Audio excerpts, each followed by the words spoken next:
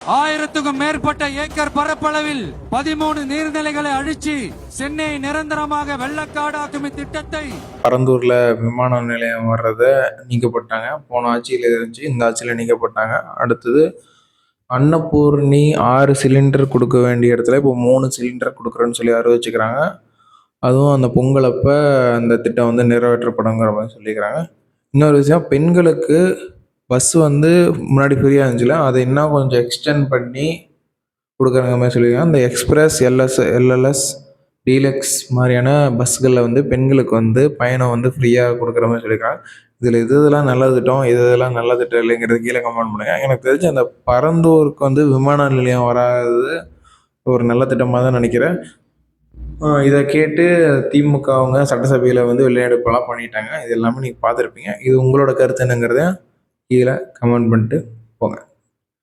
இந்த மாதிரியான வீடியோஸ்க்கு மாஸ்டர் சுனில் சேனலை சப்ஸ்கிரைப் அண்ட் ஃபாலோ பண்ணி வச்சுக்கோங்க. தேங்க்யூ.